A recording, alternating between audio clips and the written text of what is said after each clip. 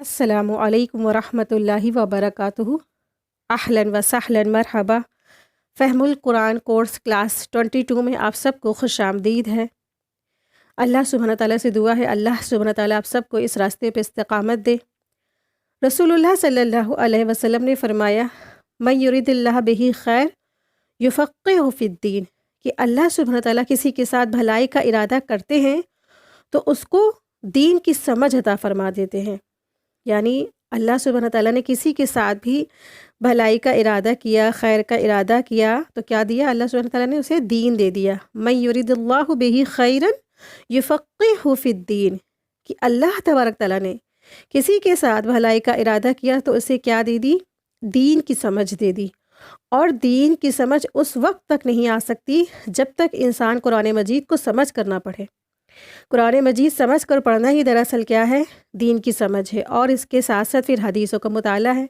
कुरान और सुन्नत की समझ क्या है? दरअसल दीन की समझ है।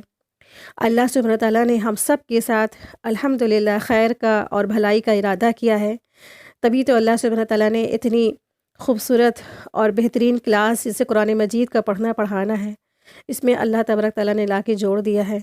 अल्लाह सुब्हान तआला का बेशुमार बार शुक्र और एहसान है। अल्लाह तबारक तआला हम सब की इस पढ़ने पढ़ाने को और हम सब की और आप सब की कोशिशों को कबूल फरमाए। आमीन या रब्बल आलमीन। नहमदुहु व नुसल्ली अला रसूलिहिल करीम, अम्मा बाद, फ़ाऊज़ु बिल्लाहि मिनश शैतानिर रजीम, बिस्मिल्लाहिर रहमानिर रहीम। रब्बि इश्रह ली सदरी व यस्सिर ली अमरी वहलुल उक़दतम मिन लिसानी यफ़क़हु क़ौली। रब्बि ज़िदनी इल्मा, अल्लाहुम्मा फ़क़्क़िहना फ़िद्दीन। अल्लाहुम्मा इन्ना अस्अलुका इल्मन नाफ़िअ व अमलन मुतक़ब्बला व रिज़्क़न तय्यिबा। अल्लाहुम्मा अन्फ़अना बिमा अल्लमतना व अल्लिमना मा यनफ़अुना व ज़िदना इल्मा। आमीन या रब्बल आलमीन। सूरह बक़रा आयत नंबर 113।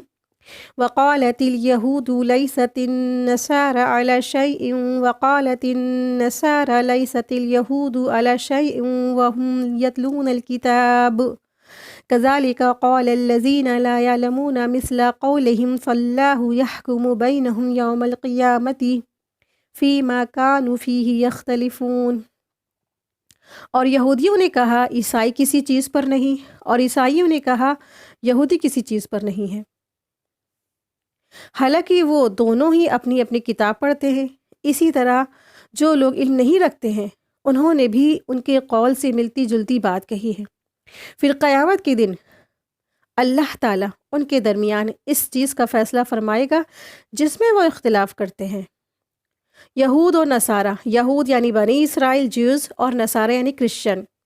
यहूद नसारा की ख़राबियों में से बहुत सारी ख़राबियाँ भी थी, और जिसमें से एक ख़ास ख़राबी ये थी कि वो एक दूसरे को ब्लेम करते थे, बातिल करार देते थे। कहते थे हम हक़ पे हैं, सामने वाला जो है झूठा है, बातिल पर है।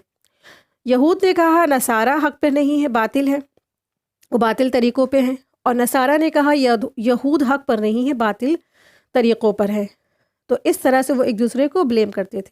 वक़ालतिल यहूदु लैसतिन नसारा अला शैइन वक़ालतिन नसारा लैसतिल यहूदु अला शैइन व हुम यतलूनल किताब। और यहूद कहते हैं ईसाई किसी रास्ते पर नहीं, हक़ पर नहीं है, और ईसाई कहते हैं यहूद किसी रास्ते पर नहीं, हालांकि वो दोनों किताब इलाही पढ़ते हैं। यानी दोनों ही दीन वाले थे, लेकिन आपस में वो लड़ते रहते थे, आपस में एक दूसरे को ही झूठा करार देते थे। तो उनके इसी रवैये को अल्लाह सुब्हान तआला ने रद्द करते हुए फरमाया है कि वो तो खुद ही दीन पर नहीं थे, वो तो खुद ही आपस में इख्तलाफ करते थे। और इख्तलाफ कब होता है? जब इंसान अपने आप को बहुत बड़ा आलिम समझने लगता है, बहुत काबिल समझने लगता है। बहुत आलिम समझा उन्होंने अपने आप को, और बहुत काबिल समझा अपने आप को, और उन्होंने कहा हम हक़ पर हैं, उन्होंने कहा हम हक़ पर हैं। यहूद कहते थे हम हक़ पे, बाकी सारे फ़िरक़े क्या है? ना हक़ है। और फिर नसारा जो क्रिश्चियन है उन्होंने कहा हम हक़ पर हैं, बाकी सारे लोग, सारे दुनिया के तमाम लोग जो है सब के सब झूठे हैं, सब जो है जहन्नुम में जाने वाले हैं। आज कितने फ़िरक़े हैं दुनिया में? हर इंसान अपने अपने धर्म को समझता है कि हम हक़ पर हैं, हम जायज़ हैं। تو اس طرح سے یہود نصارہ نے ایک دوسرے کو بلیم کرتے تھے. فَاللَّهُ يَحْكُمُ بَيْنَهُمْ يَوْمَ الْقِيَامَةِ فِيمَا كَانُوا فِيهِ يَخْتَلِفُونَ. تو جس بات میں یہ لوگ اختلاف کرتے رہے ہیں، قیامت کے دن اللہ تعالیٰ ان کے درمیان فیصلہ کر دے گا. یعنی اللہ تعالیٰ قیامت کے دن ان سب لوگوں کو جمع کر کے اپنے عدل کے ساتھ فیصلہ فرمائے گا، جس میں وہ کسی پر ذرہ برابر بھی ظلم اور زیادتی نہیں فرمائے گا. یعنی جو بات کہتے ہیں آج کہ ہم حق پر ہیں، وہ کہتے ہیں ہم حق پر ہیں، اور سب اپنے اپنے دعوے کہتے ہیں کہ ہمارا فرقہ زیادہ حق پر ہے، ہمارا دھرم زیادہ حق پر ہے. مشرکین کہتے ہیں کہ ہم حق پر ہیں، اور ہندو کہتے ہیں کہ ہم حق پر ہیں، اور جیوز کہتے ہیں ہم حق پر ہیں، سکھ کہتے ہیں ہم حق پر ہیں. کتنے سارے ریلیجس ہے دنیا میں، سبھی یہی کہتے ہیں، سبھی کے یہی دعوے ہیں کہ ہم حق پر ہیں، ہم سچے ہیں، باقی سارے دنیا میں جتنے ہیں سب جھوٹے ہیں. ٹھیک اسی طرح یہود نصارہ نے بھی یہی کہا تھا. یہود نے کہا کہ ہم حق پر ہے، باقی سارے چیزیں سب کچھ جو ہے جھوٹا ہے. نصارہ جھوٹے ہیں، اس کے بعد والے سب جھوٹے ہیں. خود رسول اللہ صلی اللہ علیہ وسلم کی انہوں نے تکذیب کی تھی، اسی لیے کیونکہ اپنے آپ کو حق سمجھتے تھے، حالانکہ وہ تو پہچان گئے تھے. پھر اسی طرح سے کرسچن عیسائیوں نے بھی اسی طرح سے یہی کہا کہ ہم حق پر ہیں، اور اسلام بھی نہیں سچا ہے، اور یہ جو بنی اسرائیل یہ بھی نہیں سچے ہیں. سب کو انہوں نے جھٹلا دیا تھا اور اپنے آپ کو سچا ہونے کا دعویٰ کہتے تھے. تو اللہ سبحانہ تعالیٰ فرما رہے ہیں کہ جس چیز میں وہ اختلاف کرتے ہیں نا، کیا حق ہے، کیا باطل ہے، کیا سچ ہے، کیا جھوٹ ہے، ہر چیز کا فیصلہ تو ہونے والا ہے. جس چیز کے بارے میں آج سب لوگ لڑ رہے ہیں، جھگڑ رہے ہیں، اختلاف کر رہے ہیں، دین کی باتوں میں اختلاف کر رہے ہیں، قیامت کے دن تو سب چیز کا فیصلہ ہونے والا ہے. ساری اختلافات ختم ہو جائیں گے، سب کچھ واضح چیزیں ہو جائیں گی نا. تو آج جو چیزوں میں اختلافات کی وجہ سے لوگ لڑ رہے ہیں نا، اللہ تعالیٰ قیامت کے دن سب چیز کھول کر بیان کر دے گا. سب کو پتہ چل جائے گا کون حق پہ ہے اور کون نا حق پہ ہے. اور ٹھیک یہ اس وقت کے مسلمان تھے، یہود و نصارہ. اللہ تعالیٰ نے ان کو اسلام دیا تھا، کتابیں نازل فرمائی تھی ان کے پاس، لیکن انہوں نے اس کتابوں کی قدر نہیں کی، آسمانی کتابوں کی، اور ان کی کتابوں میں تحریف ہو گئی. اور ٹھیک اس طرح اللہ سبحانہ تعالیٰ نے ہم سب کو قرآن مجید بھی دیا ہے. قرآن مجید آج ہم سب کیا ہے نہیں پڑھتے ہیں نا، سمجھ کے پڑھنے والے. قرآن جب سمجھ کے پڑھتا ہے تو اس کا نہ تو کوئی فرقہ رہتا ہے، نہ تو کوئی اس کا گروپ رہتا ہے. وہ صرف ایک ہی چیز کو پسند فرماتا ہے، وہ مسلمان لفظ جو اللہ نے دیا ہے. سب کا ایک ہی دھرم ہے، وہ ہے اسلام اور مسلمان. نہ ہمارے اندر کوئی فرقہ ہے، نہ ہی ہمارے اندر کوئی گروپ ہے، نہ ہی ہم اپنے فرقے کو اوپر اعلیٰ بلند کرتے ہیں. کوئی بلندی کچھ بھی نہیں، سب کچھ اللہ ہی کا ہے. نہ جیسے اس طرح سے آج معاشرے میں پھیلا ہے نا، شیعہ کہتے ہیں ہم حق پر ہیں، اور پھر سنی باطل ہیں. سنی کہتے ہیں ہم حق پر ہیں، شیعہ باطل ہیں. پھر بریلوی کہتے ہیں ہم حق پر ہیں، اہل حدیث باطل ہیں. اہل حدیث کہتے ہیں ہم حق پر ہیں اور بریلوی باطل ہیں. ہر ایک چیز اپنے مباحثے اور بحث اور اتنا زیادہ اختلافات کرتے ہیں نا. لیکن قرآن کوئی سمجھ کے نہیں پڑتا ہے، بس سنی سنائی باتیں لی اور اپنا فرقہ اپنی منمانی خواہشات کے حساب سے چنا اور لگ گئے اس کی پیروی کرنے. اور یقین جانیں اگر کوئی قرآن مجید کو سمجھ کر پڑھتا ہے، آپ بھی سب بھی الحمدللہ ماشاءاللہ آپ پڑھ رہے ہیں قرآن مجید، آپ دیکھیں گے، آپ مطالعہ کریں، اس میں کوئی ایک آیت ہے تو بتا دیں کہ اللہ تعالیٰ نے کہا ہے کہ شیعہ حق پر ہیں، باقی سارے گروپ کیا ہے، ناحق ہے، باطل ہیں. کہیں پہ بھی اللہ تعالیٰ نے یہ کہا کہ سنی حق پر ہیں، باقی سارے فرقے باطل ہیں. کہیں قرآن کریم کی ایک آیت میں بھی نہیں لکھا ہے. صرف اور صرف مسلمان اللہ تعالیٰ نے بنایا، سب کو اسلام پہ پیدا کیا ہے. یہی سب سے سچا اور سب سے بہترین فرقہ ہے کہ انسان مسلمان ہو اور ابرار میں شامل ہو جائے.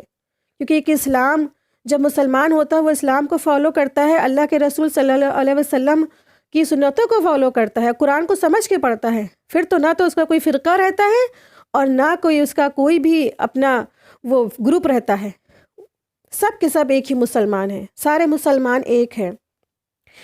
بس اس میں فیصلہ کیا ہے؟ فیصلہ دراصل یہی ہے، قرآن و سنت ہے. قرآن و سنت کو سمجھ کر پڑھنے والا کبھی بھی گمراہ نہیں ہو سکتا ہے.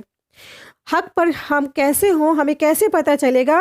تو دراصل حق پر ہم ہیں اس طرح سے پتہ چلے گا کہ ہم قرآن اور سنت کو فالو کرنے والے ہوں. کیونکہ یہ رسول اللہ صلی اللہ علیہ وسلم کی آخری وصیت تھی نا کہ تم کبھی گمراہ نہیں ہوگے اگر تم نے تھام لیا کیا چیز؟ قرآن کو اور سنت کو. توحید اور قرآن اور سنت. توحید پر ڈٹ ہی جائے گا جب انسان قرآن مجید کو سمجھ کر پڑھے گا. قرآن مجید کو سمجھ کر پڑھنے والا انسان کبھی گمراہ نہیں ہو سکتا ہے۔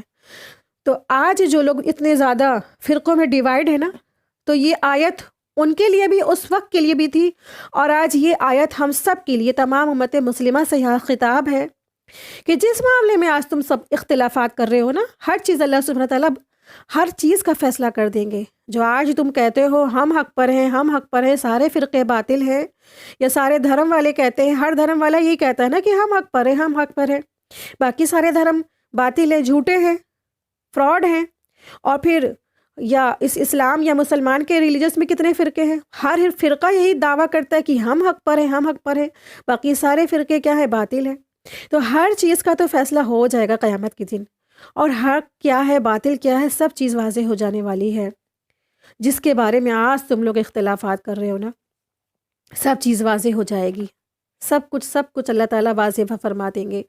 آیت نمبر 114، وَمَنْ أَظْلَمُ مِمَّنْ مَنَعَ مَسَاجِدَ اللَّهِ أَنْ يَذْكُرَ فِيهَا اسْمُهُ وَسَعَى فِي خَرَابِهَا أُولَئِكَ مَا كَانَ لَهُمْ أَنْ يَدْخُلُوهَا إِلَّا خَائِفِينَ لَهُمْ فِي الدُّنْيَا خِزْيٌ وَلَهُمْ فِي الْآخِرَةِ عَذَابٌ عَظِيمٌ۔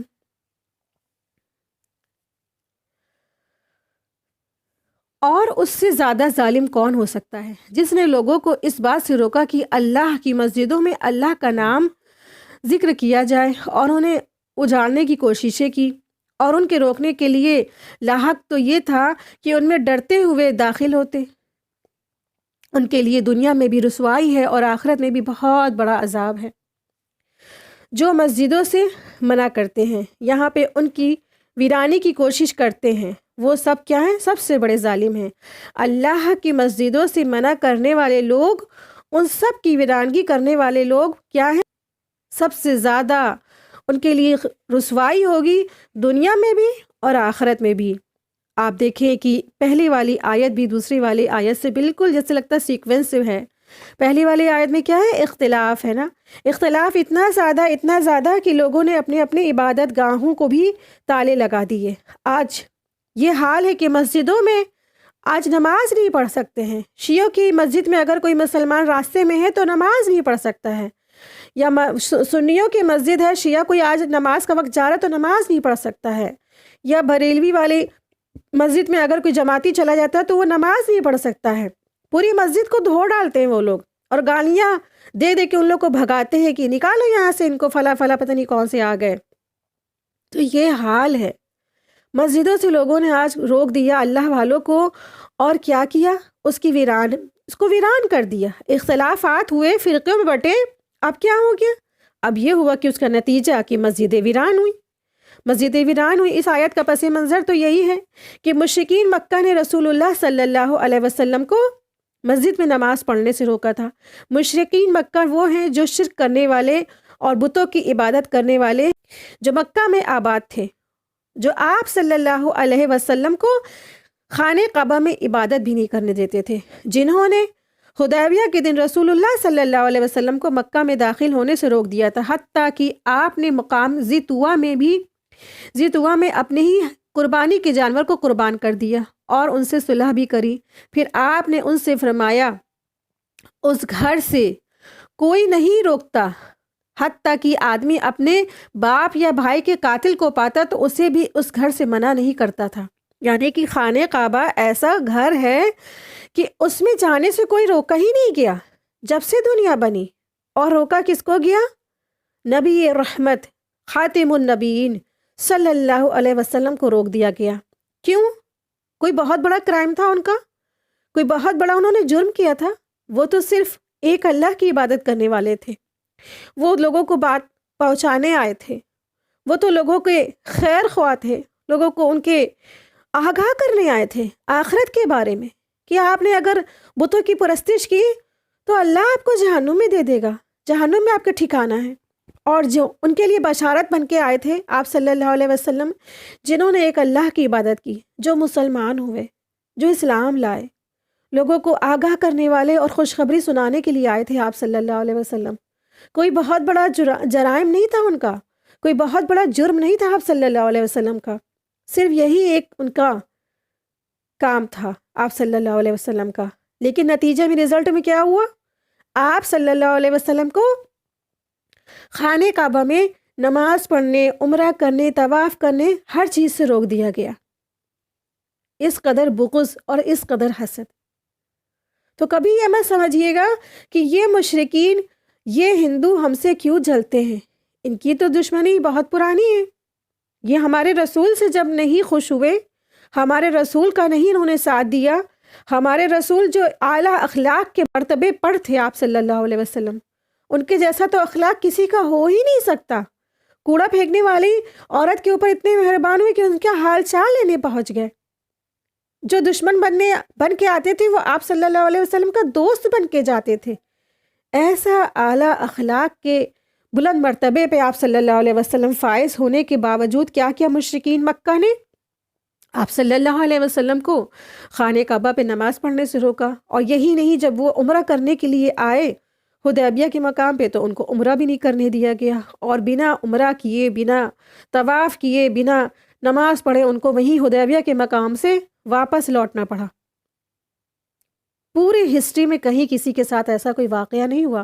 جبھی تو آپ صلی اللہ علیہ وسلم نے فرمایا اس گھر سے تو کوئی نہیں روکتا ہے، حتیٰ کہ ایک آدمی اپنے باپ یا بھائی کے قاتل کو بھی پاتا ہے تو اسے گھر سے منع نہیں کرتا ہے اس گھر سے آنے سے، یعنی کہ اس گھر سے مراد بیت اللہ ہے۔ بیت اللہ کے گھر پہ آنے سے کوئی نہیں روکا جاتا ہے، کوئی نہیں منع کیا جاتا ہے۔ روکا کس کو گیا؟ رسول اللہ صلی اللہ علیہ وسلم کو۔ وسعی فی خرابہا، اور ان کی ویرانی کی کوشش کرتا ہے۔ یہ اس لیے فرمایا کہ انہوں نے اللہ کے ذکر سے آباد کرنے والوں کو حج اور عمرہ کرنے کے لیے روک دیا، حج عمرہ کرنے آنے والوں کو انہوں نے روک دیا۔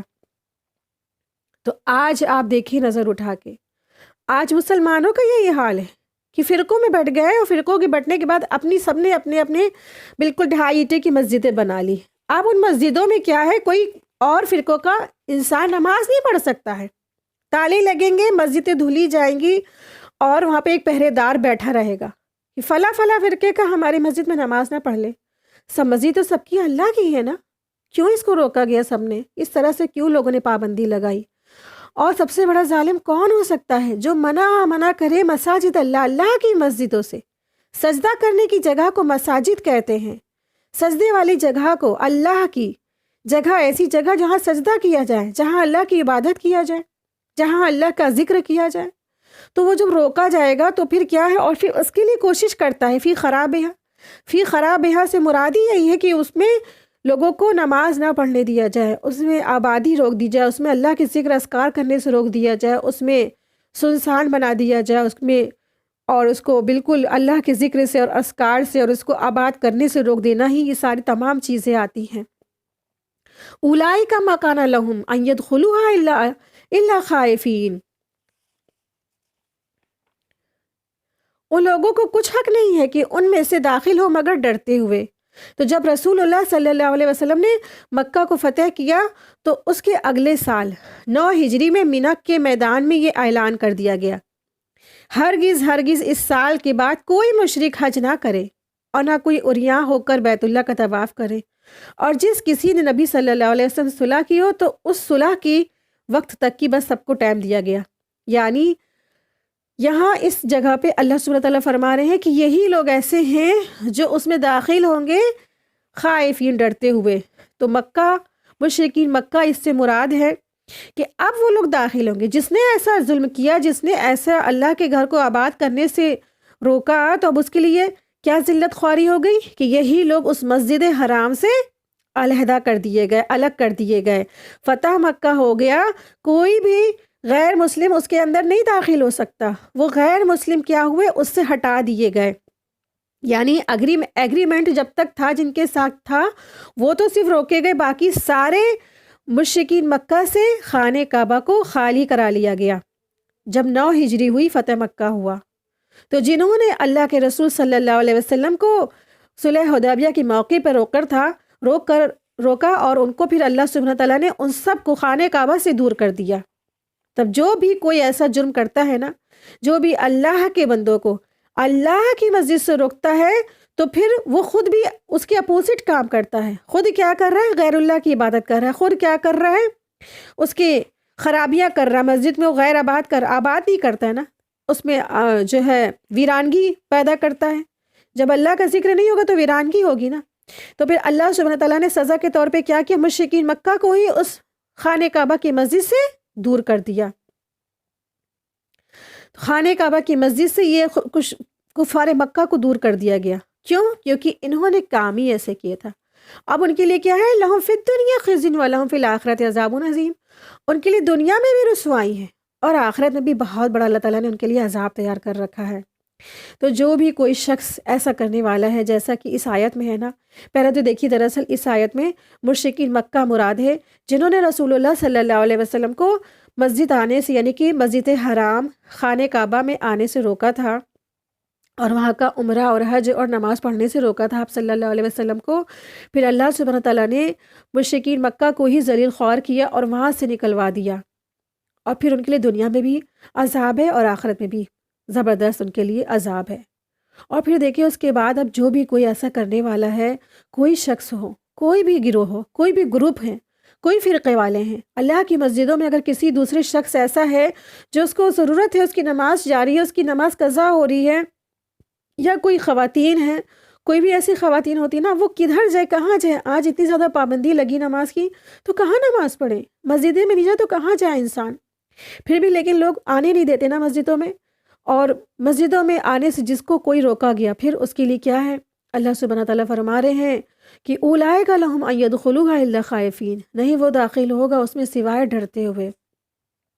تو ایسے لوگوں کے لیے بہت زیادہ ہی اللہ سبحانہ تعالیٰ نے دنیا میں بھی عذاب رکھا ہے اور آخرت میں بھی. کبھی کسی کو مسجدوں میں آنے سے نہ روکے، مسجدوں میں جانے سے نہ روکے، فرقوں کی وجہ سے نہ کسی کی وجہ سے. اور دوسری چیز یہ ہے کہ جس طرح مسجدوں کا ظاہری طور پر پاک اور صاف رکھنا ضروری ہے، اسی طرح مسجدوں کی باطنی خرابی سے بھی محفوظ رکھنا اہل اسلام کی ذمہ داری ہے. باطنی خرابی یہ ہے کہ مسجد کو اس کے اصل مقصد کے علاوہ کسی دوسرے مقصد کے لیے استعمال کیا جانا مسجد عبادت خانہ ہے. اس میں نماز، تلاوت، ذکر اور اذکار ہونا چاہیے، نہ کہ دنیا کے دوسرے کاروبار. اسی لیے حضور صلی اللہ علیہ وسلم نے مسجد میں حد قائم کرنے سے منع فرمایا ہے. ابو داؤد میں آتا ہے، مسجد میں کسی مقدمے کا فیصلہ تو ہو سکتا ہے، مگر جس پر الزام لگا ہے اس کو سزا نہیں دی جا سکتی ہے. اس سے مسجد کی بے حرمتی ہوتی ہے. مسجد میں لڑائی جھگڑا، فحش کلامی، گالی گلوچ کرنا، گندگی پھینکنا، تجارت یا لین دین کرنا، یہ سب مسجد کے آداب کے خلاف ہے. حضور صلی اللہ علیہ وسلم نے بھی فرمایا ہے کہ گمشدہ چیز مسجد میں اعلان کرنے سے منع کیا گیا ہے. یہ ترمذی کی حدیث ہے 84. بلکہ یہ بھی فرمایا کہ جو شخص مسجد میں گمشدگی کا اعلان کرے اس کے حق میں یوں دعا کرو کہ اللہ کرے کہ تیری چیز تجھے واپس نہ لوٹائے. یعنی کہ یہ بد دعا بھی کر سکتے ہیں. تو مسجد میں کبھی بھی کوئی چیز کھو جائے یا کچھ ہو جائے تو مسجد میں کبھی بھی نہیں اعلان کرانا چاہیے، کوئی اور دوسرا طریقہ انسان اختیار کر لے. مسجد میں شور مچانا اور جو ہے نا دنیاوی باتیں کرنا، یہ سب منع کیا گیا ہے. ہاں البتہ اگر کوئی اچھی بات کہتا ہے تو اللہ تعالیٰ اور اس کے رسول صلی اللہ علیہ وسلم کی تعریف کرتا ہے تو جائز ہے. یعنی کہ مسجد کے اندر درس، تدریج اور اللہ کی ذکر وغیرہ کر سکتا ہے، تو یہ سب جائز ہے. اللہ خائفین کا مطلب یہ ہے کہ مسجد میں خشوع اور خضوع کے علاوہ کوئی بات نہیں کرنی چاہیے، اور نہ آواز کو بلند کرنا قیامت کی نشانیوں میں سے بتایا گیا. یعنی کہ انسان کو چیخ پکار نہیں کرنا چاہیے مسجد کے اندر، نہ ہی دنیا کی باتیں کرنی چاہیے، نہ ہی زور زور سے ہنسنا چاہیے. یہ تمام چیزیں ہیں جو مسجد کے احترام کے اندر آتی ہیں. تو ہمیں مسجدوں کا احترام بھی کرنا چاہیے. پہلی چیز ہے کہ خواتین بہت مشقت ہو تبھی جائے، ہے نا. اکثر کیا ہے، بیت اللہ یا مسجد نبوی میں انسان جاتا ہے، عبادت بھی کرتا ہے، تو پھر وہاں پہ کیا، وہ بھی تو پوری مسجدیں ہیں، وہاں تو ہر طرح سے انسان مسجدوں کا ہی زیارت و طواف کرتا ہے. خانہ کعبہ کا طواف کرتا ہے، پھر مسجدوں کی زیارت کرتا ہے. ہر مسجد میں وہ جاتا ہے، مسجد عائشہ، مسجد قباء، مسجد قبلتین، مسجد نبوی، مسجد حرم. تو تمام طرح کی مسجدیں ہیں جس میں جاتا ہے، خواتین بھی جاتی ہیں. تو اس وقت یہ دھیان رکھے کہ نہ دنیاوی باتیں کرنی ہے، نہ اس طرح سے مسجدوں کا جو آداب ہے نا اس کے آداب ہمیں کرنا ہے، مسجد کے جو خلاف باتیں ہیں وہ نہیں کرنی ہے، نہ تو ہمیں دنیاوی باتیں کرنی ہے، نہ بزنس، نہ خرید فروخت کی باتیں، نہ شاپنگ کی باتیں، کسی بھی طرح کی کوئی بات نہیں کرنی ہے۔ تو یہ تمام طرح کی چیزیں مسجدوں کے آداب میں آ جاتی ہیں، نہ چیخنا ہے، نہ پکارنا ہے۔ نا آج دیکھیں آپ کیا معاشرے میں ہو گیا نا کہ مسجد خانہ کعبہ کا طواف بھی کرے، سب بھی کرے، اور اس کے بعد کیا ہے، سیلفی لینے کا ایسا جنون سب کو سوار ہوا ہے کہ بس سیلفی لیتے ہیں، خانہ کعبہ کے پاس بیٹھے ہیں سیلفی لے رہے ہیں، اور سیلفی ہی نہیں، اس کے بعد کیا لائیو ٹیلی کاسٹ بھی کرتے ہیں نا۔ تو کتنا سخت یہ عذاب ہے، یہ کیا کرا جا رہا ہے نا۔ اور پھر دکھاتے ہیں، ہم دیکھیں یہاں بیٹھے ہیں، ہم یہ کر رہے ہیں، ہم یہ کر رہے ہیں۔ دنیا کی جو چیزیں ہیں دل سے نکلتی ہی نہیں ہیں، دکھاوا جاتا ہی نہیں ہے۔ یوٹیوب میں لائیو ہے، فیس بک میں لائیو ہے، ہم طواف کر رہے ہیں، ہم عمرہ کر رہے ہیں، ہم حج کر رہے ہیں، صرف دکھاوا، صرف دکھاوا اور صرف دکھاوا۔ چلو ٹھیک ہے، کوئی مقصد کے طور پہ کرا جا رہا ہے تو ٹھیک بھی ہے، اب جیسے حرمین شریف خود اپنا یہ سب کراتے ہیں تو چلو اچھی بات ہے، جن لوگوں کو جانا نصیب نہیں ہوتا وہ دیکھ بھی لیتے ہیں لائیو، الحمدللہ آج اتنی ساری فیسلٹیز ہیں۔ اب یہ کیا بات بھلا کہ اب انسان خود گیا ہے اور پھر وہ اپنی ہی فوٹو سیلفی کے ساتھ سب جگہ بھیج رہا اپنے کو ہی سامنے رکھ کے، پھر پیچھے خانہ کعبہ ہوتا ہے اس طرح سب کو دکھا رہا ہے نا۔ کتنی غلط بات ہے۔ دنیا نہیں چھٹتی، دکھاوا نہیں چھٹتا، ریاکاری نہیں چھٹتی ہے، تو اخلاص ختم ہو گیا نا، نیک کام میں اخلاص نہیں رہا۔ جب انسان کے اخلاص ختم ہو جاتے ہیں، دوسرے لوگ شامل ہو جاتے ہیں، تو پھر کیا ہے، شرک اصغر میں آ جائے گا نا وہ سب۔ تو اللہ کے گھر میں جب بھی جائیں اخلاص کے ساتھ جائیں، صرف اللہ آپ کے لیے میں کر رہی ہوں یہ کام، میری نماز، میری روزہ، میری قربانی، میرا جینا، میرا مرنا، ہر نیک کام صرف اللہ کی خاطر ہونا چاہیے، نہ کہ اوروں کی خاطر، دکھاوے کی خاطر۔ تو اس سے بڑا کوئی ظالم نہیں ہے جو اللہ کی مسجدوں میں لوگوں کو آنے سے روک دے۔ تو مسجدوں میں آنے سے کسی کو نہیں روکنا چاہیے۔ ہمارے آس پاس کی محلے کی بھی کوئی مسجد ہے اور اگر کوئی شیعہ آ جائے تو کیا کرنا ہے، تو نماز پڑھنے دینا ہے، ان کو نہیں روکنا ہے۔ اللہ کی مسجد ہے، شیعوں کی مسجد یا سنیوں کی مسجد، وہ اس پہ کوئی ان کو حق نہیں ایسا ہے۔ ہر ایک کو نماز کے لیے مسجد کھول دے، ہر ایک کو جانے دے، کسی کو اس طرح سے بہتان بازی اور بلیم اور ملامت کر کے دوسرے کو نہ نیچا کرے۔ ہر ایک کا تو یہی تو ان کا بھی تو دعوت ہے نا۔ یہود نے کہا ہم حق پہ ہیں، نصارہ نے کہا ہم حق پہ ہیں، لیکن دراصل کیا ہے، کوئی بھی حق پہ نہیں تھا۔ تو کہیں خدا نہ کرے، اللہ نہ کرے ایسی ہمارے ساتھ نہ ہو جائے، شیعہ کہیں ہم حق پہ ہیں اور سنی کہتے ہیں ہم حق پہ ہیں، اور ایسا نہ ہو، کوئی خدا نہ کرے اللہ نہ کرے کوئی بھی حق پہ نہ ہو، ہے نا۔ کوئی بھی حق پہ نہ ہوا تو پھر کیا ہوگا نا، ہم تو خسارہ پانے والے ہیں، خسارہ ہے ہم سب کے لیے۔ تو جنت میں تو وہی جائے گا جس نے توحید کو جو توحید پہ ڈٹ گیا، ایک اللہ کی عبادت پہ ڈٹ گیا، اور اس نے پھر رسول اللہ صلی اللہ علیہ وسلم کی اتباع بھی کی اور قرآن کو بھی سمجھ کے پڑھا، تو جنت تو وہیں بھی جائے گا۔ اب دیکھیں ایسا کون کرتا ہے، کون فرقوں میں کرتا ہے، تو آپ سمجھے سب حق پہ ہے۔ اگر ایسا کوئی کرتا ہے، کوئی بھی فرقہ، تو وہ سارے کے سارے حق پر ہیں، کسی کو بھی غلط کہنے کی ہمیں ضرورت نہیں، ہمیں کسی کو سرٹیفکیٹ دینے کی ضرورت نہیں ہے کہ آپ حق پر ہیں کہ آپ باطل پر ہیں۔ ہمارا کیا ہے، ہمیں تو اپنا طرز عمل کو چیک کرنا ہے نا، ہمارا طرز عمل کیا ہے، ہمیں اپنے آپ کو جانچنا ہے، ہمیں اپنے آپ کو پرکھنا ہے، ہم کیا کر رہے ہیں، ہمارا کون سا عمل ہے، ہم توحید پر ہیں، ہم نے قرآن کو سمجھا، ہم نے رسول اللہ صلی اللہ علیہ وسلم کی ایسی پیروی کی جیسا حق ہے رسول اللہ صلی اللہ علیہ وسلم کی پیروی کرنے کا۔ ہمارا تو خود ہی نہیں، ہمیں تو خود ہی نہیں پتا کہ آپ صلی اللہ علیہ وسلم کی کتنی سنتیں ہیں دن بھر میں، کس طریقے سے آپ صلی اللہ علیہ وسلم کھاتے تھے، پیتے تھے، رہتے تھے، جیتے تھے، کیونکہ ہمارا تو سارے طور طریقے آج یہود نصارہ کے جیسے ہو گئے نا۔ تو اللہ سبحانہ تعالیٰ سے دعا ہے کہ اللہ تبارک تعالیٰ ہم سب کو توحید پر جما دے اور قرآن و سنت کا بہترین طریقے سے اس کو اتباع کرنے والا بنا دے، اس پہ عمل کرنے کی توفیق عطا فرما دے، آمین یا رب العالمین۔ آیت 15، وَلِلَّهِ الْمَشْرِقُ وَالْمَغْرِبُ فَأَيْنَمَا تُوَلُّوا فَثَمَّ وَجْهُ اللَّهِ إِنَّ اللَّهَ وَاسِعٌ عَلِيمٌ۔ اور مشرق اور مغرب اللہ ہی کے لیے ہے، لہٰذا تم جس طرف بھی منہ کرو گے اللہ کا چہرہ ہے، بے شک اللہ تعالیٰ وسعت والا ہے، خوب جاننے والا ہے۔ اس آیت میں اللہ تعالیٰ نے رسول اللہ صلی اللہ علیہ وسلم اور صحابہ کرام رضی اللہ عنہ اجمعین، جنہیں مکہ سے نکال دیا گیا تھا اور مسجد حرام سے دور کر دیا گیا تھا، ان کو تسلی دی گئی ہے۔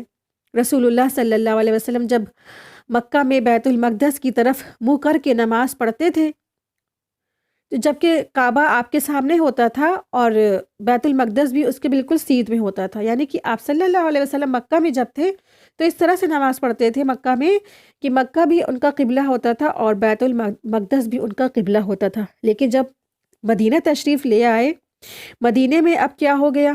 اب بالکل اپوزٹ ہو گیا، اور مدینے میں تشریف لانے کے بعد آپ کو 16 یا 17 ماہ تک بیت المقدس کی ہی طرف منہ کر کے نماز ادا کرنے کو حکم دیا اللہ تعالیٰ نے۔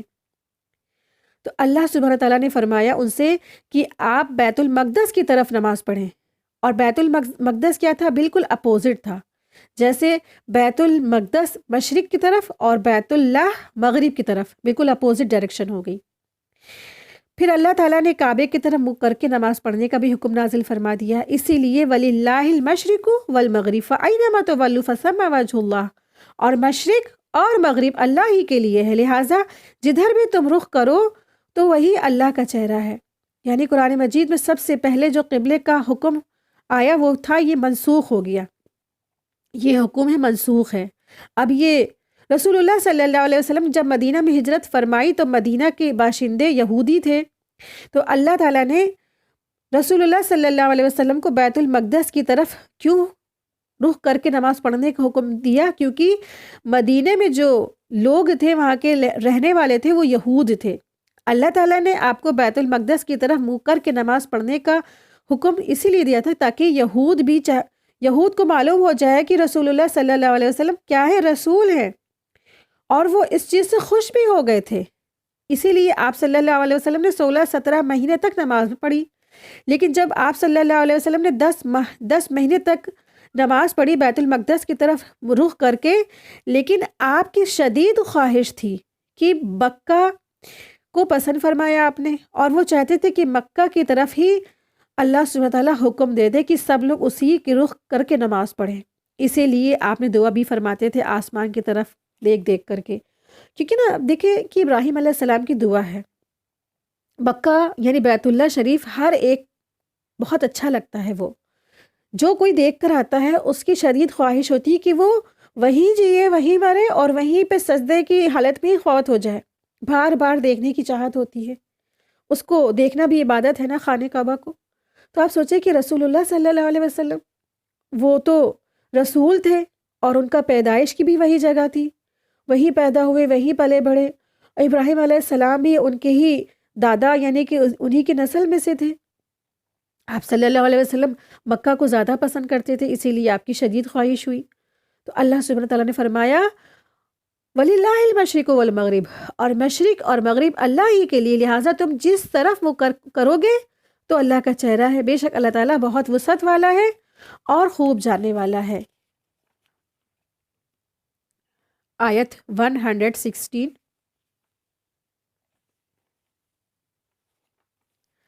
وَقَالُوا اتَّخَذَ اللَّهُ وَلَدًا سُبْحَانَهُ بَل لَّهُ مَا فِي السَّمَاوَاتِ وَالْأَرْضِ كُلٌّ لَّهُ قَانِتُونَ، اور انہوں نے کہا اللہ نے اولاد بنا لی ہے اور وہ اس سے پاک ہے، بلکہ اس لیے کہ جو کچھ آسمان اور زمین میں ہے سب اسی کے فرما بردار ہیں۔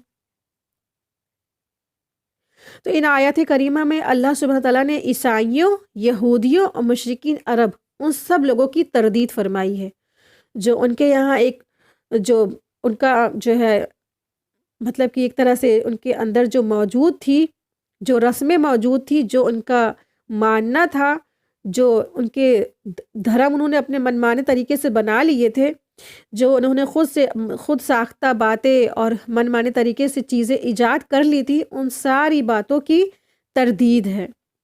اللہ سبحانہ تعالیٰ فرما رہے ہیں جنہوں نے کہا کہ وَقَالُوا اتَّخَذَ اللَّهُ وَلَدًا، کہ اللہ نے بنایا ہے اپنا بیٹا، اپنی اولاد، یعنی عیسائیوں نے کہا کہ اللہ کا بیٹا کون ہے؟ عیسیٰ علیہ السلام۔ عیسائیوں نے کہا کہ عیسیٰ علیہ السلام اللہ کے بیٹے ہیں، اور پھر یہودیوں نے کہا عزیر علیہ السلام اللہ کے بیٹے ہیں، اور اسی طرح سے مشرکین مکہ نے بھی کہا تھا کہ جو فرشتے ہیں وہ اللہ کی بیٹیاں ہیں، انہوں نے فرشتوں کو اللہ کی بیٹیاں قرار دیا تھا۔ تو اللہ تعالیٰ نے ان سب لوگوں کے دعوے کو، اس بات کو جھٹلا دیا جو وہ جھوٹے دعوے کرتے تھے، ان سب کی بات کا رد ہے کس الفاظ میں، کس بات میں؟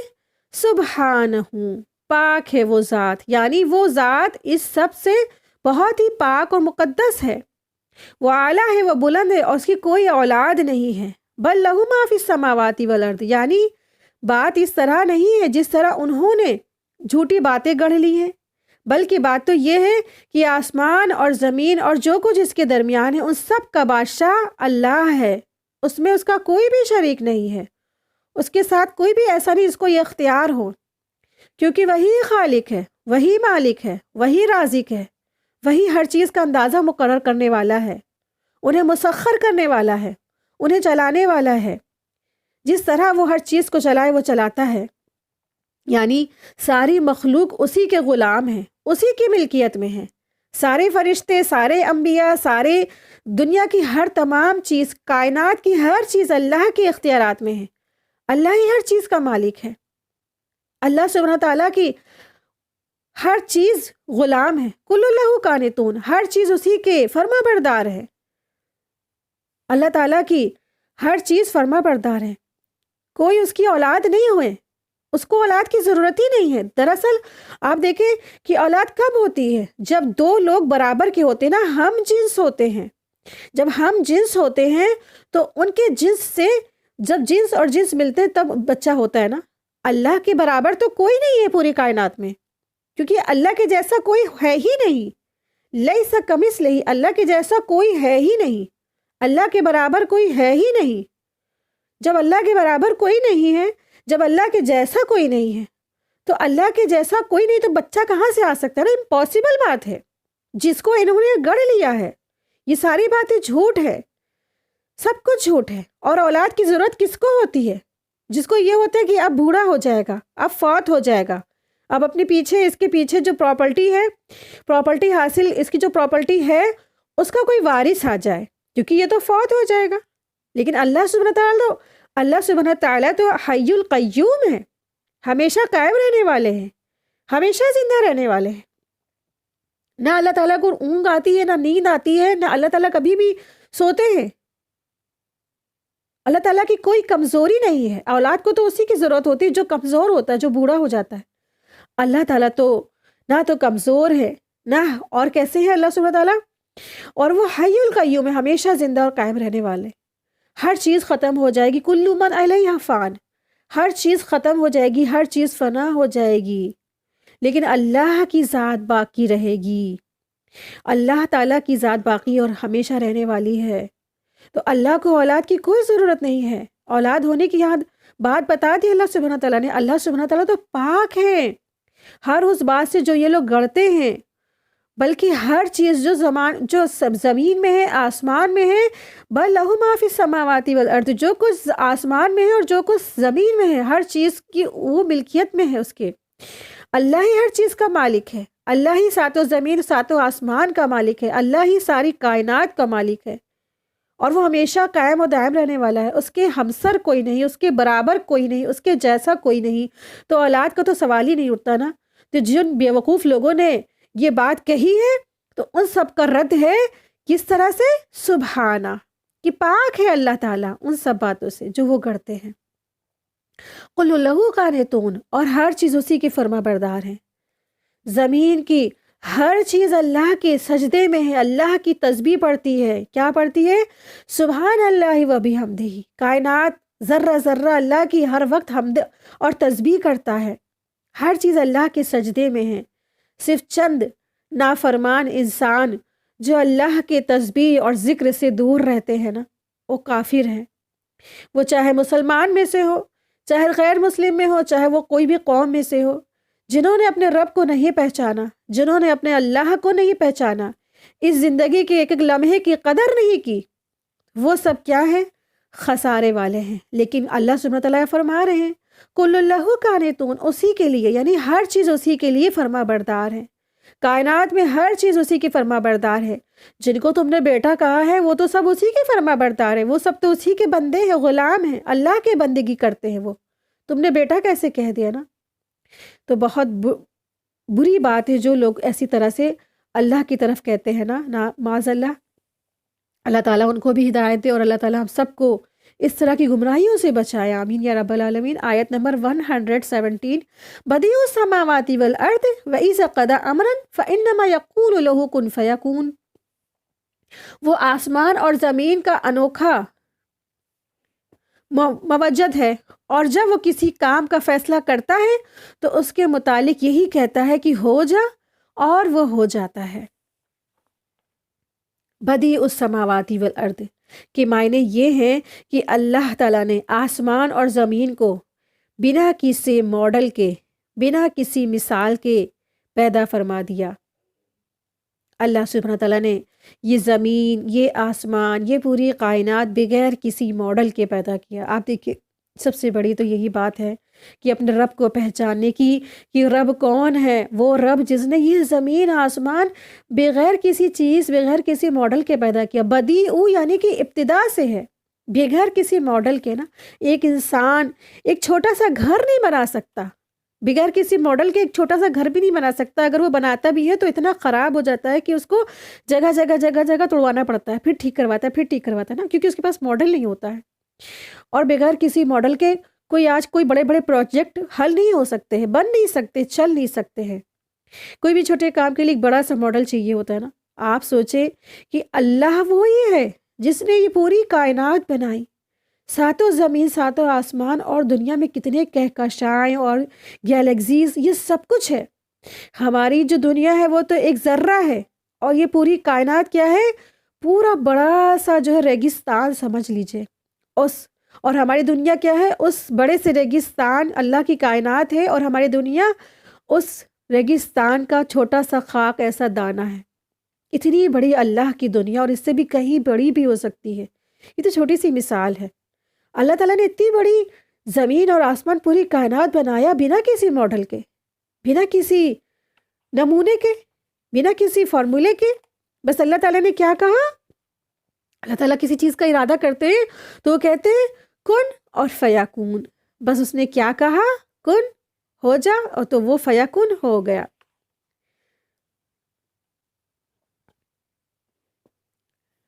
آیت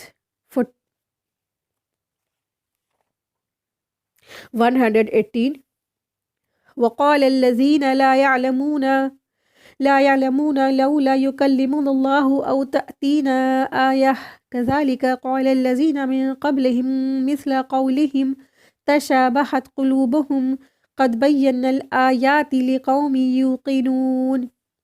اور ان لوگوں نے کہا جو علم نہیں رکھتے ہیں، اللہ ہم سے کلام کیوں نہیں کرتا ہے، یا ہمارے پاس کوئی نشانی کیوں نہیں آتی ہے۔ اسی طرح ان کے قول سے ملتی جلتی بات ان لوگوں نے بھی کہی تھی جو ان سے پہلے تھے۔ ان کے دل یکساں ہو گئے۔ تحقیق ہم نے یقین کرنے والوں کے لیے نشانیاں بیان کر دی ہیں۔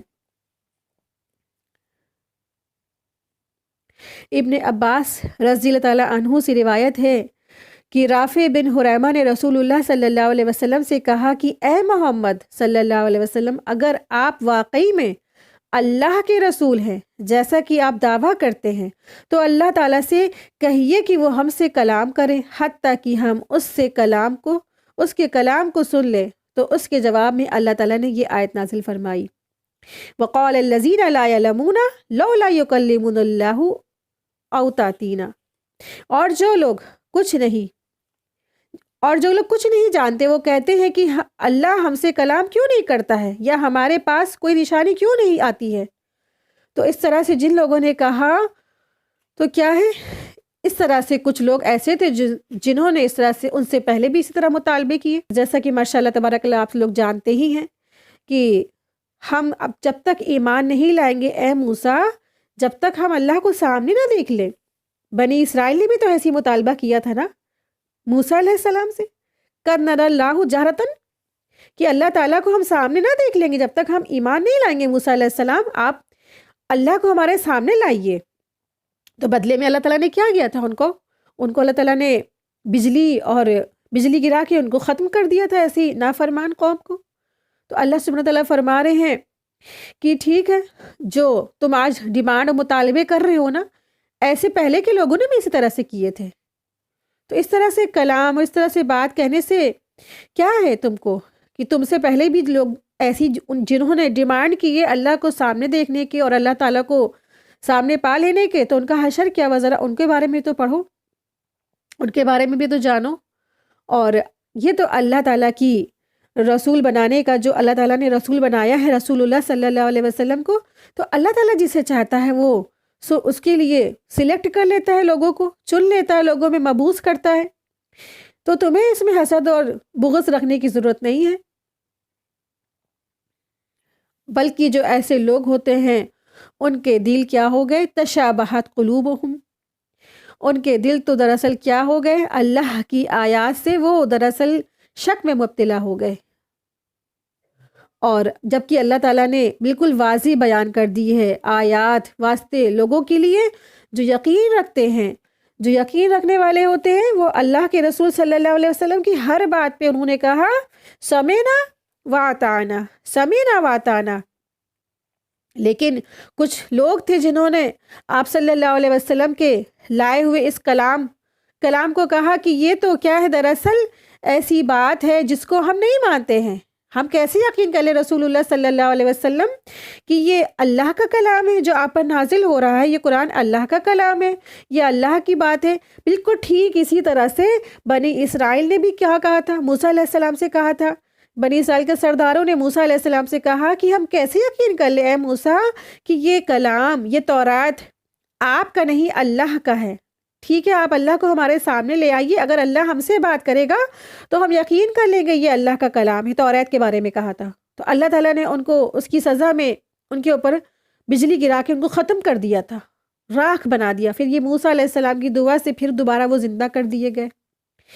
تو ایسا کوئی بھی لوگ نہیں تھے جب بھی رسول پیغام لائے تو کچھ لوگ ہمیشہ ایسے رہے جنہوں نے ان کی مخالفتیں کی، اختلاف کیا، منع کیا، خلم خلا انکار کرنے والے تھے۔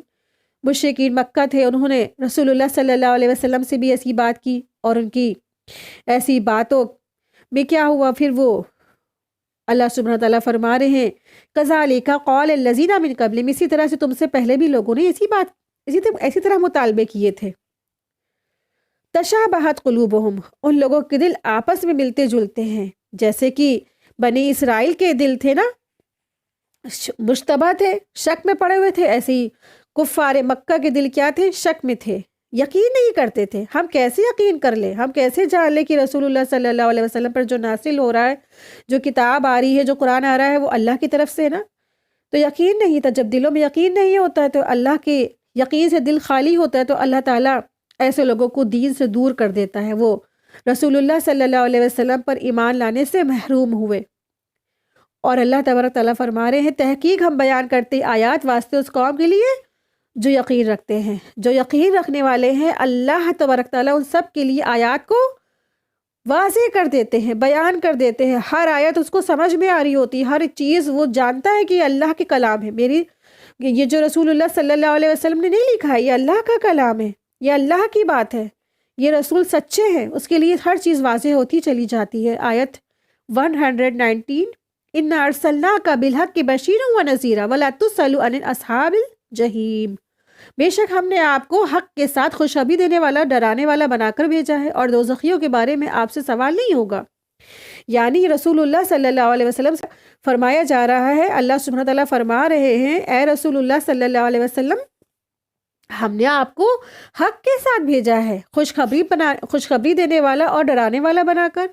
آپ سے اس بارے میں نہیں پوچھا جائے گا کہ کون ایمان لایا اور کون نہیں ایمان لایا، آپ کا تو کام یہی ہے، پیغام پہنچا دینا، اور ہدایت دینا کس کا کام ہے؟ وہ اللہ سبحانہ تعالیٰ کا کام ہے۔ ایک آیت کو سن کے بڑے سے بڑا جو ڈاکو ہوتا ہے اس کے دل میں ہدایت آ جاتی ہے، اور پورا قرآن مجید سن کے ایک مسلمان جو پیدائشی جو نام ملتا ہے مسلمان، پورا قرآن مجید سن کے بھی اس کو ہدایت نہیں ملتی ہے۔ تو ہدایت کس کے ہاتھ میں ہے؟ اللہ کے ہاتھ میں ہے۔ مَن یُرِدِ اللَّهُ بِهِ خَیْرًا یُفَقِّهُ فِی الدِّین، اللہ تعالیٰ جس کے ساتھ بھلائی کا ارادہ کرتے ہیں اس کو دین کی سمجھ دے دیتے ہیں۔ یہ رسول کا کام نہیں ہے، رسول کا کام کیا ہے؟ صرف اور صرف خوشخبری دینا ہے۔ جو اچھے کام کریں گے، جو ایمان لا کے عمل الصالحات کریں گے، وتواصوا بالحق وتواصوا بالصبر کریں گے، ان کے لیے کیا ہے؟ خوشخبریاں ہیں، ان کے لیے بہت ساری خوشخبریاں، دنیا میں بھی اور آخرت میں بھی۔ اور ڈرانے والے ہیں، یعنی کہ لوگوں کو، جو لوگ ایسے اس کی مخالفت کے کام کر رہے ہیں، جو اللہ رسول کے خلاف بات کر رہے ہیں، کام کر رہے ہیں، ان کے لیے اللہ کے رسول کیا ہے؟ ڈرانے والے آئے، خبردار کرنے والے آئے، لوگوں کو سمجھانے والے آئے ہیں۔ اور آپ صلی اللہ علیہ وسلم سے کہا جا رہا ہے آپ سے اس بارے میں سوال نہیں ہوگا کہ کس نے ایمان لایا، کون ایمان نہیں لایا، کون جہنمی ہے، کون جنتی ہے۔ آپ نے تو اپنا کام فریضہ انجام دیا، اب اس کے بعد کیا ہے؟ آپ سے کوئی ذمہ داری نہیں، آپ اپنا کام نبھائیے بس۔ اور یہی بات ہر اس علم والے کے لیے ہے جو بات لوگوں کو پہنچاتا ہے۔ ہر وہ علم والا جان لے کہ ہمارا آپ کا کام کیا ہے، لوگوں کو بات پہنچا دینا ہے، اچھی بات پہنچا دینا ہے، اور آخرت کے بارے میں لوگوں کو خبردار کر دینا ہے۔ اور ہدایت ہمارے اور آپ کے ہاتھ میں نہیں ہے، ہدایت تو اللہ کے ہاتھ میں ہے۔ نہ ہم سے آپ سے پوچھ ہوگی، نہ پہنچانے والے سے کسی بارے میں بات ہوگی، نہ پوچھ ہوگی، کیونکہ اللہ کے ہاتھ میں ہدایت پہنچانا ہے، اللہ کے ہاتھ میں ہی ہدایت دینا ہے۔ ہدایت دینے والا کون ہے؟ اللہ تعالیٰ۔ کام کیا ہے؟ پہنچا دینا، مبلغ ہے، بلاغ ہے، پہنچانا ہے۔ اور سارا کا سارا جو سوال جواب ہے وہ آپ سے، ہم سے نہیں ہوگا کہ اگر فلاں فلاں کو آپ نے پہنچایا اور پھر وہ جنت میں کیسے نہیں گیا، وہ جہنم میں کیسے چلا گیا، تو اس بارے میں نہیں سوال ہوگا۔ آپ سے تو پوچھ یہ ہوگی کہ آپ کو یہ بات معلوم تھی، آپ کو یہ آیتیں آتی تھی، تو آپ نے، آپ کے برابر میں آپ کی ایک بہن رہتی تھی، آپ کے پڑوس میں آپ کی ایک سسٹر رہتی تھی، تو آپ نے اس کو کیوں نہیں آپ کی اصلاح کرائی؟ آپ نے اس کو کیوں نہیں بات پہنچائی؟ آپ نے کیوں نہیں اس کو پیغام پہنچایا؟ بس اتنا سوال ہوگا۔ اس کے بعد اگر وہ جنت، آپ نے تو اپنا کام فریضہ انجام دیا، لیکن اب وہ جنتی ہوتی ہے یا جہنمی ہوتی ہے تو آپ کو اس کے بارے میں سوال نہیں پوچھا جائے گا۔ ٹھیک ہے، آیت 120، وَلَن تَرْضَ عَنْكَ الْيَهُودُ وَلَا النَّصَارَىٰ حَتَّىٰ تَتَّبِعَ مِلَّتَهُمْ قُلْ إِنَّ هُدَى اللَّهِ هُوَ الْهُدَىٰ وَلَئِنِ اتَّبَعْتَ أَهْوَاءَهُمْ بعد الذي جاءك من العلم ما لك من الله من ولي ولا نصير۔ اور یہودی اور عیسائی آپ سے ہرگز راضی نہیں ہوں گے یہاں تک کہ آپ ان کی ملت کی پیروی کریں۔ کہہ دیجئے بے شک اللہ کی ہدایت ہی حقیقی ہدایت ہے، اور آپ کے پاس جو علم آ گیا ہے اس کے بعد اگر آپ نے ان کی خواہشات کی پیروی کی تو آپ کو اللہ کی پکڑ سے بچانے والا کوئی نہیں حمایتی پائیں گے، نہ کوئی مددگار پائیں گے۔ تو یہاں پہ خطاب آپ صلی اللہ علیہ وسلم سے ہے، وَلَئِنِ اتَّبَعْتَ أَهْوَاءَهُمْ بَعْدَ الَّذِي جَاءَكَ مِنَ الْعِلْمِ مَا لَكَ مِنَ اللَّهِ مِن وَلِيٍّ وَلَا نَصِيرٍ۔ اور اگر آپ اپنے پاس علم یعنی وحی الہی کے آ جانے کے بعد ان کی خواہشاتوں پر اگر چلیں گے تو آپ کو اللہ کے عذاب سے بچانے والا کوئی نہیں ہے، نہ تو کوئی دوست ہوگا، نہ کوئی مددگار ہوگا۔ تو یہاں پہ خطاب تو آپ صلی اللہ علیہ وسلم سے ہے، خطاب رسول اللہ صلی اللہ علیہ وسلم سے، لیکن یہاں خاص کر کے جو بات ہے، اس احکامات، جو یہ احکامات ہیں وہ سارے مسلمانوں کے لیے ہیں۔ تو رسول اللہ صلی اللہ علیہ وسلم نے بھی فرمایا ہے کہ من تشبہ بقوم فہو منہم، جس نے کسی قوم کی مشابہت کو اختیار کیا تو وہ انہی میں سے ہے۔ ابو داؤد 4031۔ اس امت کے لیے بہت ہی شدید وعید ہے کہ قرآن و سنت کے علم کے بعد، قرآن و سنت کے علم کے آ جانے کے بعد ہرگز یہودی یا نصارہ کے طریقوں کی پیروی نہیں کرنی ہے اسے۔ اگرچہ یہاں پہ خطاب رسول اللہ صلی اللہ علیہ وسلم سے، لیکن در حقیقت یہ حکم ساری امت کے لیے ہے، سارے مسلمانوں کے لیے یہاں پہ یہ حکم ہے۔ یہود نصارہ آپ سے قطعی راضی نہیں ہوں گے۔ آیت بہت زیادہ ڈیپلی سمجھنے والی، آپ سمجھیے کہ یہاں پہ رسول اللہ صلی اللہ علیہ وسلم کے ساتھ بھی یہی تھا نا کہ آپ صلی اللہ علیہ وسلم چاہتے تھے کسی طرح سے یہ یہود نصارہ ایمان لینا، کیونکہ وہ ان اپنے وقت کے مسلمان تھے، اللہ تعالیٰ نے ان کی طرف کتابیں بھیجی، تو آپ صلی اللہ علیہ وسلم کی شدید خواہش تھی کہ یہ مسلمان ہو جائے۔ تو اللہ تعالیٰ ان سے کہہ رہے ہیں وَلَن تَرْضَىٰ عَنْكَ الْيَهُودُ وَلَا النَّصَارَىٰ، یہود اور نصارہ آپ سے ہرگز نہیں راضی ہوں گے۔ کب راضی ہوں گے؟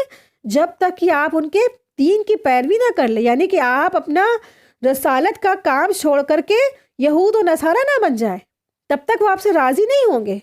اور پھر اگر آپ اور ہم اپنے اوپر رکھ کے دیکھیں تو یہی احکام آپ پر اور ہم پر ہے۔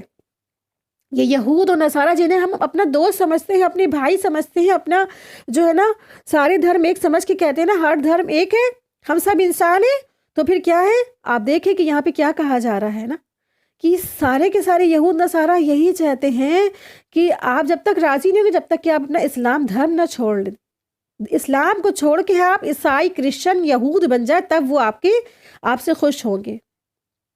کہہ دیجئے کہ بے شک ہدایت تو اللہ ہی کے ہاتھ میں ہے، اور وہی ہدایت حقیقی ہدایت ہے۔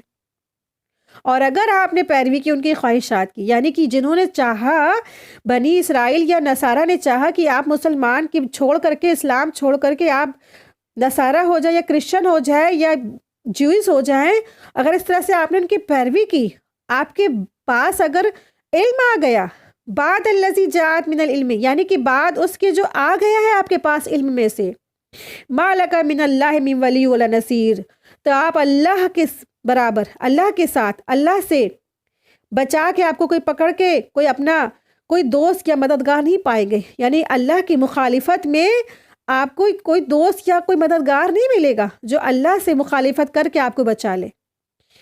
واقعی میں اگر کوئی ہو بھی نا تو کوئی بچانے والا نہیں ہے، کیونکہ اللہ سے بڑھ کر کوئی نہیں ہے، یعنی سب سے بڑا اس کے لیے وعید ہے۔ اور آپ دیکھیں کہ آج امت کا کیا حال ہے نا، پورا 1 جنوری پوری مارکیٹیں فل تھی، جو ہل اسٹیشن اور جو ہسٹوریکل پلیس تھے سارے کے سارے فل تھے، جیسے لگ رہا میلہ لگا ہے، اور ہر چیز فل تھی۔ خوب لوگوں نے 1 جنوری سیلیبریٹ کیا، خوب سیلیبریشن، بے انتہا سیلیبریشن۔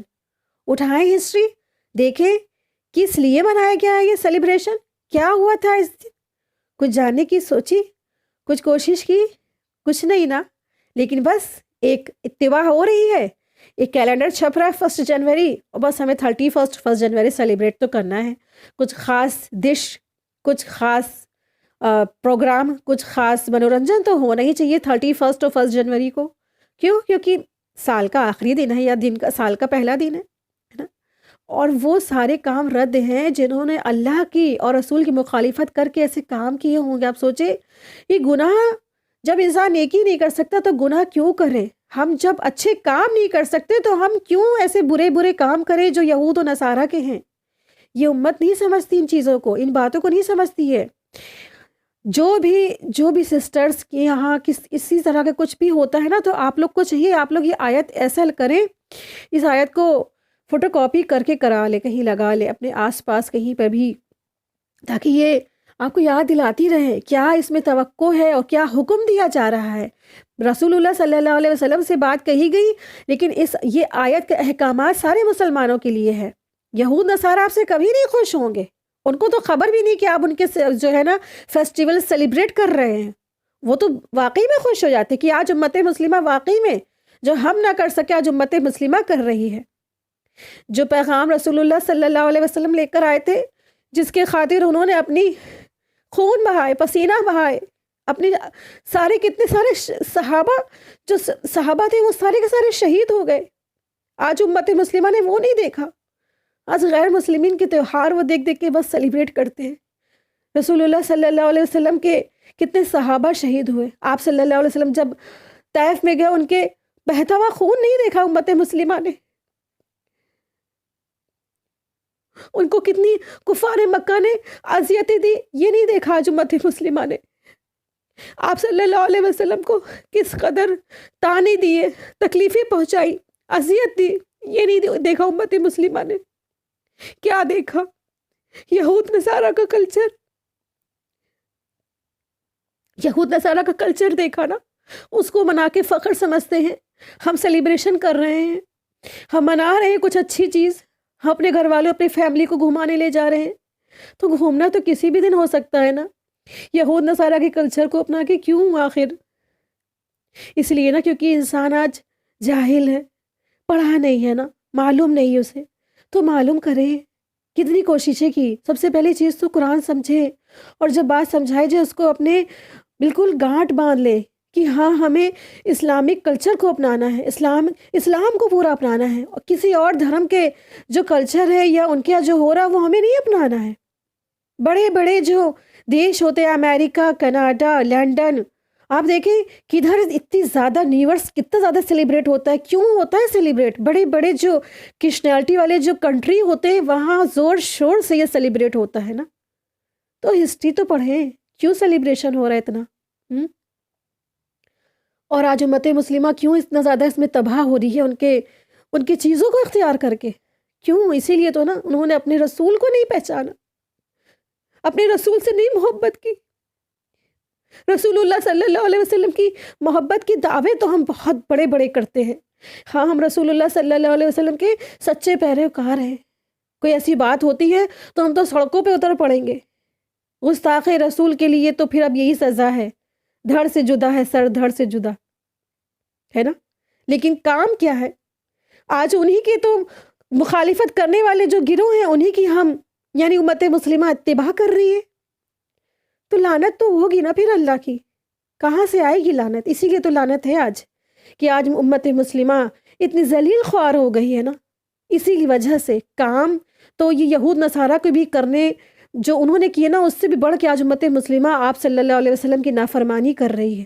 انہوں نے تو خلم کھلا انکار کیا تھا کہ اللہ کے رسول ہم آپ کی بات نہیں ماننے والے، ہم آپ کی بات نہیں مانیں گے، لیکن آج امت مسلمہ تو منافقین، مشرکین، یہود، نصارہ سب کو پیچھے چھوڑ کے بیٹھ گئی ہے۔ زبان سے تو ہم کہتے ہیں ہاں ہاں ہم مسلمان ہیں، لیکن ہم سارے کام تو وہی کر رہے ہیں جو انہوں نے کیے، اور اس سے بڑھ کے کر رہے ہیں۔ انہوں نے تو زبان سے بھی کہا نہیں مانیں گے اور عمل سے بھی کہا نہیں مانیں گے، لیکن آج ہم نے کیا کیا؟ آج امت مسلمہ نے کیا کیا؟ ہم نے زبان سے تو کہا ہاں ہم مانیں گے، لیکن ہم نے کیا کیا؟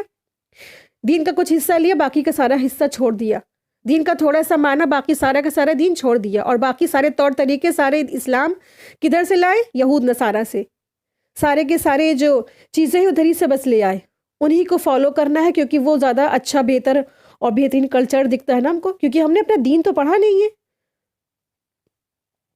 تو اللہ سبحانہ تعالیٰ سے دعا ہے کہ اللہ تبارک تعالیٰ ہم سب کو یہود و نصارہ کے تمام فتنوں سے اور تمام کے تمام ان کے جو ایجاد کردہ جو فیسٹیولز ہیں ان سب سے ہم سب کی حفاظت فرمائے، تمام امت مسلمہ کی حفاظت فرمائے۔ ہم سب کو اللہ تبارک تعالیٰ قرآن اور سنت میں جو اللہ نے حکم دیے ہیں اور جو عمل کرنے کو کہا ہے ان سب کو کرنے کی توفیق عطا فرمائے، آمین یا رب العالمین۔ وآخر دعوانا ان الحمد للہ رب العالمین، سبحانک اللہم و بحمدک، اشہد ان لا الہ الا انت، استغفرک و اتوب الیک۔ السلام علیکم ورحمۃ اللہ وبرکاتہ، جزاک اللہ خیرا کثیرا۔